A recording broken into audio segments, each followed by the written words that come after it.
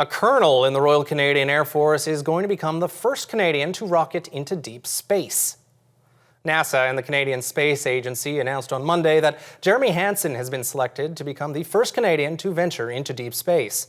The 47-year-old from London, Ontario, is going to join 3 American astronauts on the Artemis II mission, which could launch as early as next November. Artemis II will be the first crewed mission to the moon since the final Apollo mission in 1972. The astronauts will orbit Earth once before slingshotting into deep space for a figure-8 maneuver around the dark side of the moon, making Canada and the US the only 2 countries to ever venture that far into space.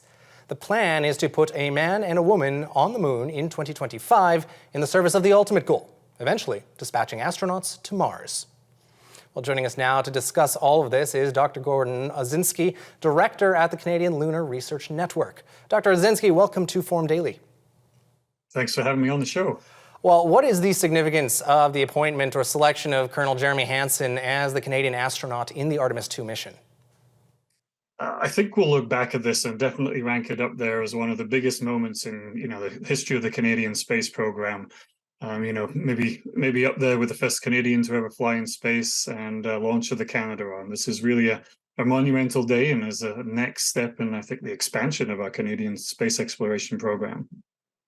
So let's bring this back here. For our viewers, the Artemis II mission is what we were talking about here. This is what he's been selected for. So can you expand on the mission for our viewers and what it's all about?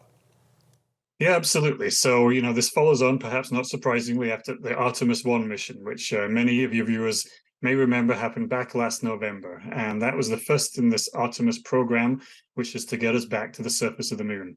That was the first test of the Orion spacecraft, which is that capsule at the top of the rocket where the humans will go. That was a test mission. There were no people on board.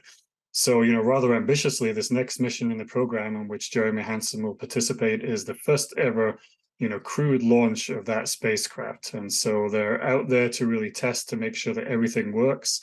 All of what we call the life support systems, those systems there to keep the astronauts healthy in space. They're also going to go, as you mentioned, farther than actually any human has ever been beyond Earth. And so, that's going to be super exciting too. So they're not going to land, they'll do the flyby of the moon and come back. But all in all, they'll be out there in space at least 10 days. Quite the distance to go. So besides fielding one of the astronauts, what is Canada's role in this historic mission? So we don't have too many other roles in Artemis II in particular, but we are contributing a lot to the Artemis program. A couple of years ago, it was announced that Canada was building Canadarm3, which will be operated from the Lunar Gateway, which will be this kind of outpost around the moon.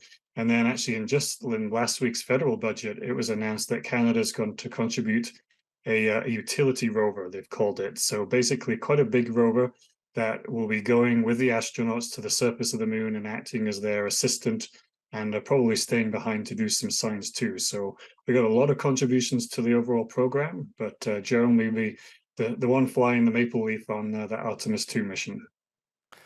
Now, you mentioned the Canadarm, and Canada has a history of progress in space.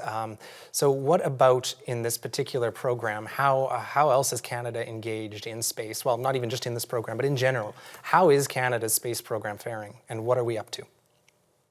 I'd say the last kind of 2-3 years in particular have been some of the most exciting in a couple of decades. We have instruments and many Canadian scientists involved in the 2 active rover missions on Mars.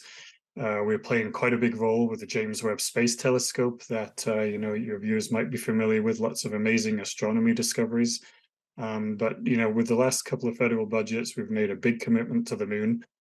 Canada's going to participate with NASA and other world space agencies in going to the surface of the moon and then on to Mars.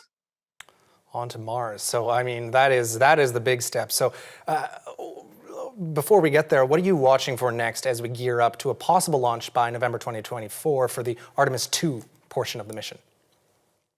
So there's obviously a lot of steps that need to happen and things to fall into place before now and then. Lots of tests of the capsule, of the SLS, this big rocket that NASA will be using to send it to the moon, and that will only be its second launch too.